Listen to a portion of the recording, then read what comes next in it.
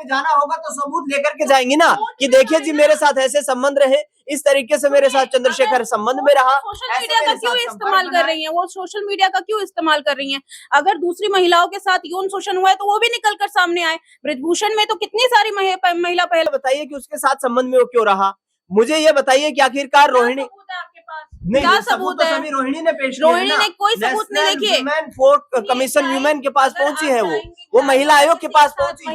महिला आयोग के पास जो जांच होगी वो बिना सबूतों के आधार पर नहीं होगी।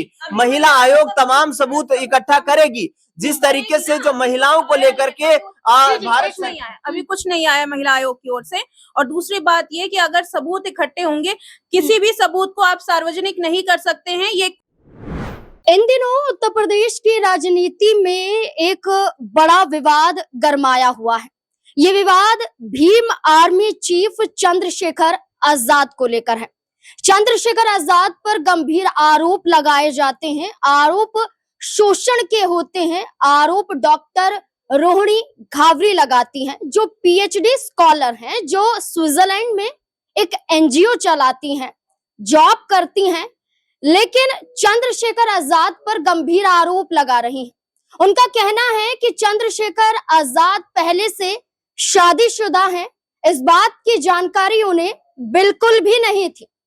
रोहिणी घावरी का कहना है कि चंद्रशेखर आजाद के साथ वो रिश्ते में आई तब चंद्रशेखर आजाद ने ये बातें छुपाई थी। लगातार हम चंद्रशेखर आजाद से जुड़ी हुई सभी जानकारी आपके साथ साझा कर रहे हैं। इसमें अब सवाल कई खड़े हो जाते हैं, जहां डॉक्टर रोहिणी घावरी ने राष्ट्रीय महिला आयोग में शिकायत दर्ज करवा दी है, जहां चंद्रशेखर आजाद कहते हैं कि मैं किसी महिला का अपमान नहीं करना चाहता, मैं सार्वजनिक रूप से कुछ नहीं कहना चाहूंगा, मैं अपनी लड़ाई कोर्ट में लड़ूंगा, ये मेरा निजी मामला है और मैं जवाब कोर्ट में ही दूंगा, मीडिया के सामने मैं कुछ नहीं कहूंगा। चंद्रशेखर आजाद ने कहा और डॉक्टर रोहिणी घावरी ने आरोप लगाए। आखिरकार कौन सच बोल रहा है? क्या चंद्रशेखर आजाद पर आरोप जो खड़े हो रहे हैं, जो लग रहे हैं, क्या वो सच है या चंद्रशेखर आजाद को फंसाने की कोशिश की जा रही है? इसी से जुड़े हुए ही तमाम सवाल हैं। मेरे साथ मौजूद हैं, एक तरफ अंकिता तो दूसरी तरफ दिनेश। दोनों से जानने की कोशिश करेंगे कि आखिरकार उनकी नजरों में कौन सच्चा नजर आता है या उनके नजरिए से इस पूरे मामले को कैसे देखा जा रहा है। तमाम सवालों को खंगालने की कोशिश करेंगे। पहले तो आप दोनों का बहुत बहुत स्वागत है। सबसे पहला सवाल अंकिता आपसे ये रहेगा कि इस पूरे मामले को आपने जाना समझा, अब आपको क्या लगता है कि चंद्रशेखर आजाद पर जो आरोप लगाए जा रहे हैं डॉक्टर रोहिणी घावरी के जरिए, क्या वो आरोप सही है या चंद्रशेखर आजाद को फंसाने की कोशिश की जा रही है? आरोप सही है या नहीं ये तो कोर्ट डिसाइड करेगा, और हम इस पे कहने वाले कोई नहीं होते कि कौन सच बोल रहा है और कौन झूठ। लेकिन अगर आप किसी पर आरोप लगा रहे हैं तो उसकी एक समय सीमा होती है कि अगर आपके साथ कुछ दुर्व्यवहार हुआ है, यौन शोषण हुआ है, कुछ उसका एक वक्त होता है।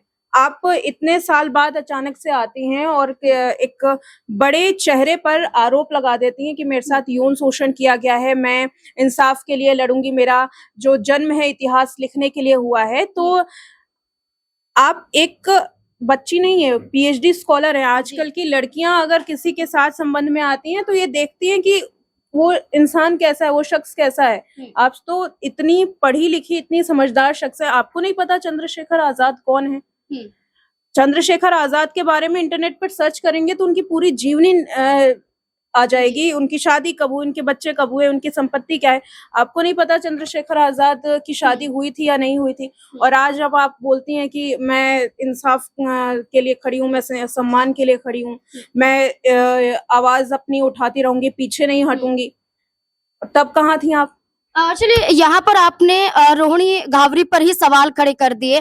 आपको क्या लगता है कि चंद्रशेखर आजाद ने कहा कि कोर्ट में देखूंगा, लेकिन रोहिणी घावरी ने राष्ट्रीय आयोग में भी शिकायत दर्ज करवा दी है। आपको क्या लगता है, आपके नजरिए से इस पूरे मामले को कैसे देखा जाता है? नाज़मीन, देखिए ये पूरा मामला बेहद गंभीर है और महिला सम्मान से जुड़ा हुआ है। एक तरफ चंद्रशेखर लगातार ये कहते हैं कि हमें महिला सम्मान के लिए संविधान में जो प्रावधान है उनका जो है पालन करते हुए उनकी आवाज को बुलंद करना चाहिए। राजनीतिक तौर पर भी देखा जाए तो हाल ही में जिस तरीके से ये नई जो मोदी 3.0 यानी कि तीसरा कार्यकाल जो प्रधानमंत्री का है, इसमें महिला आरक्षण को लेकर भी जिस तरीके से जोर शोर से आवाज उठाई गई है और आगे आने वाले वक्त में महिलाओं को 33% आरक्षण दिए जाने की बात है, लेकिन एक सांसद ऐसे कृत्य करते हैं जो किसी महिला के साथ संबंध में आते हैं, उसके बाद उसे पढ़ाई के लिए स्कॉलरशिप दिलवाने के लिए और विदेश भेजने की मदद करते हैं, कहते हुए नजर आते हैं कि यदि वो उनके साथ संबंध में रहेगी, संपर्क में रहेगी तो बड़ी मदद करेंगे, उन्हें स्कॉलरशिप दिलवाएंगे। यानी कि आपका कहना है कि चंद्रशेखर आजाद ने मदद की थी रोहिणी घावरी की, अब वो जानबूझ के आरोप लगा। हाँ, देखिए यहाँ पर स्पष्ट तौर पर रोहिणी ने कहा है कि जब मैं पढ़ाई को लेकर के अपनी जो हायर स्टडीज को लेकर के विदेश जाने की प्लानिंग कर रही थी,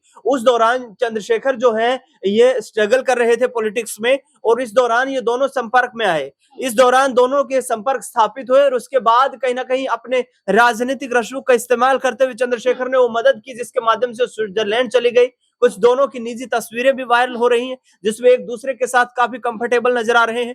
तो आखिरकार यदि चंद्रशेखर रोहिणी के साथ थे तो चंद्रशेखर को ये जो है व्यक्तिगत रूप से और सार्वजनिक जो है मंच पर ये साझा करना चाहिए, सार्वजनिक तौर पर ये साझा करना चाहिए कि मेरा रोहिणी के साथ संबंध था, लेकिन मैंने रोहिणी के साथ किसी तरीके का कोई यहाँ पर वादा नहीं किया था। मैं सिर्फ उन्हें शिक्षा के माध्यम से आगे बढ़ाने के लिए उनके साथ सहयोग कर रहा था।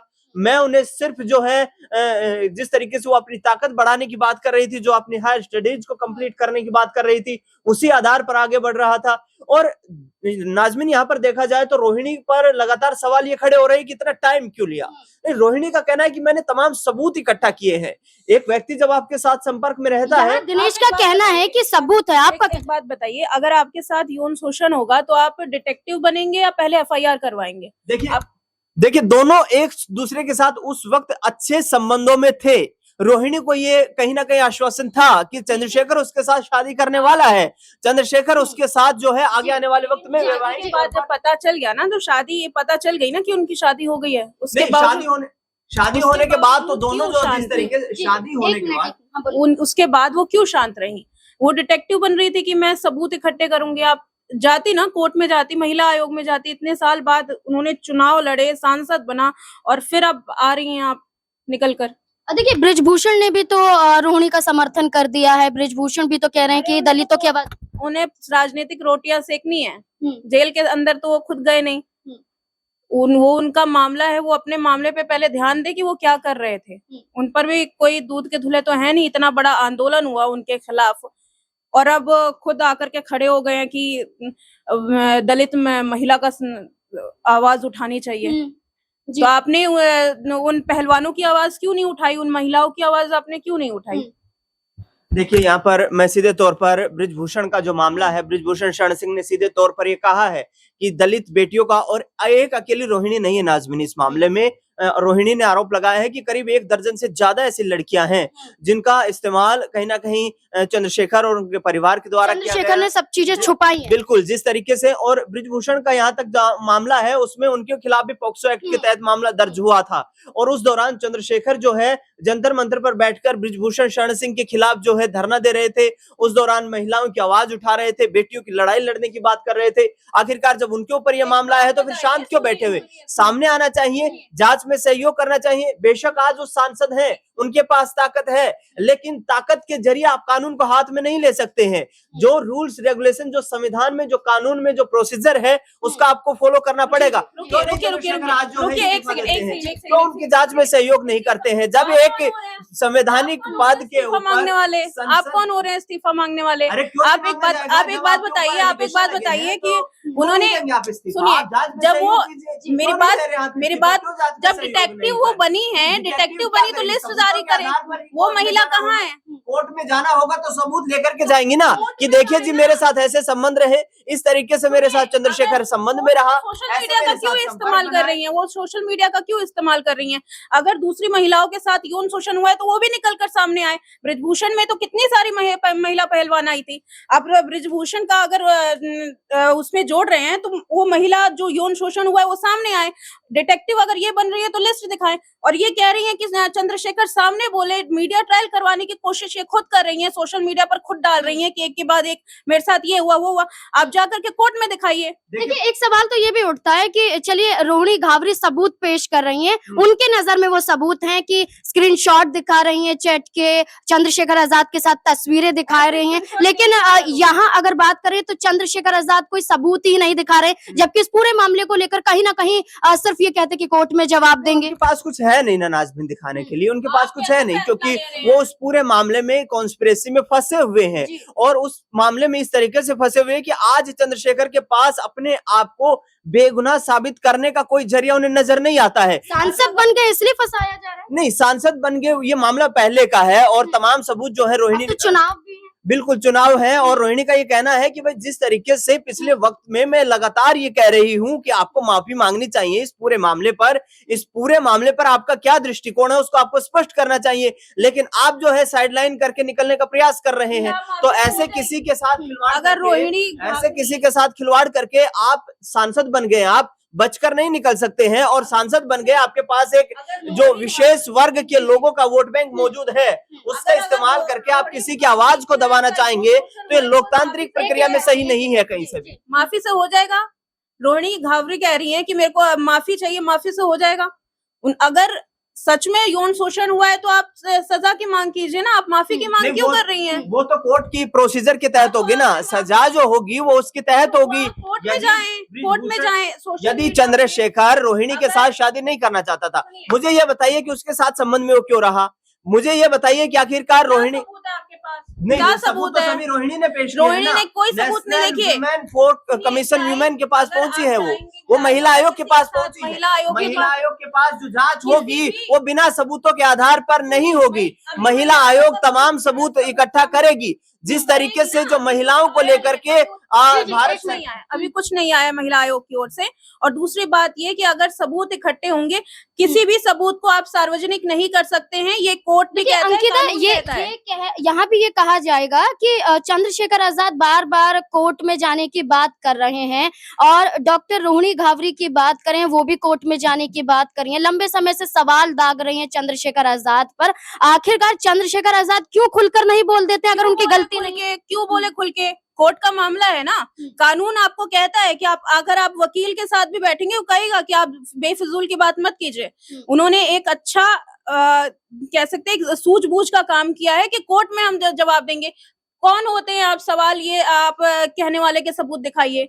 हम कौन होते हैं सबूत दिखाने वाले? हमें क्यों हम किसी के सबूत को हम जज करें? जज अदालत करेगी, अदालत के सामने सबूत दिखाया जाएगा। देखिए बिल्कुल, देखिए यहाँ पर मैं एक अपनी बात को यहाँ पर कंक्लूड करना चाहूंगा कि जिस तरीके से जो आरोप लगे हैं चंद्रशेखर पर, यदि उन्हें हेल्दी जो है डेमोक्रेसी में रहना है, यदि उन्हें हेल्दी पॉलिटिक्स करनी है तो अपने पद से वो है इस्तीफा दे और पद से इस्तीफा देकर के दोबारा बाय इलेक्शन होगा, दोबारा चुनाव होगा, उस चुनाव में अपनी ताकत दिखाएं। जिस तरीके से उन्होंने चुनाव जीता है अपने आप को पाक साफ करें और उसके बाद फिर से लोगों के बीच जाएं। लोग उन्हें सर आंखों पर बैठाएंगे, लेकिन छुपकर निकलने की कोशिश, ये कहना कि मीडिया पे मैं कुछ नहीं कहना चाहूंगा, अरे मीडिया का ही सहारा ले रहे थे आप उस वक्त जब बृजभूषण शरण सिंह फंसे थे।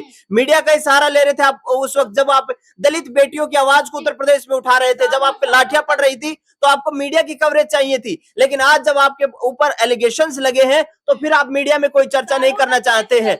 यानी कि सीधे तौर पर मुझे जो नजर आता है ये है कि यहाँ पर चंद्रशेखर के पास किसी तरीके का कोई रास्ता नहीं है इस पूरे मामले में बचने के लिए कि वो अपने आप को यहाँ पर निर्दोष साबित कर पाए। हालांकि ये पूरा जो है कोर्ट का प्रोसेस है और कानून के सहारे जो है रोहिणी अपनी लड़ाई लड़ेगी, लेकिन चंद्रशेखर का ये नैतिक कर्तव्य बनता है यहाँ पर एक कॉन्स्टिट्यूशनल पोस्ट पर बैठते हुए कि वो अपने आप को जब तक इस पूरी जांच में उन्हें क्लीन चिट नहीं मिल जाती है मुख्य धारा की राजनीति से अलग करें। एक आखिरी यहाँ अंकिता से लेना चाहेंगे, क्या कहना चाह रही हैं इस पूरे मामले में? अभी सिर्फ वेट एंड वॉच हमें करना चाहिए कि क्या अगर रोहिणी घावरी लगातार सबूत पेश कर रही हैं, इसका मतलब ये नहीं। और उनके पास सबूत क्या है? कुछ चंद तस्वीरें और व्हाट्सएप चैट। चंद तस्वीरों और व्हाट्सएप चैट से आप किसी को ये नहीं कह सकते कि यौन शोषण हुआ है। यौन शोषण हुआ है वो आपकी भी एक कह सकते हैं लापरवाही या सूझबूझता नहीं थी इसमें। क्यों इस्तीफा देने की मांग की जाए? जब कोर्ट ने एक्शन लिया है तो कोर्ट चंद्रशेखर से कहेंगे कि इस्तीफा आप दीजिए। सालों सालों तक केस चलता है। देखिए बिल्कुल यहाँ पर दोनों ने अपना पक्ष रखा, चंद्रशेखर आजाद और डॉक्टर रोहिणी घावरी पर। अब सवाल आरोप लगातार लग रहे हैं, लेकिन अब देखना होगा कि क्या वाकई कानून का सहारा लेते हुए ये पूरा मामला अब कोर्ट में देखा जाएगा। आखिरकार आपको क्या लगता है, चंद्रशेखर आजाद पर जो सवाल, जो आरोप लगाए जा रहे हैं वो बेबुनियादी हैं या डॉक्टर रोहिणी घावरी को सिर्फ दबाने की कोशिश की जा रही है? बृजभूषण शरण सिंह का यहाँ साथ देना डॉक्टर रोहिणी घावरी का क्या दर्शाता है? इस पूरे मामले को लेकर अब आप क्या सोचते हैं? आपकी क्या नजर है? आपकी क्या राय कमेंट सेक्शन में जरूर रखें। देखते रहें SPN9 न्यूज। धन्यवाद।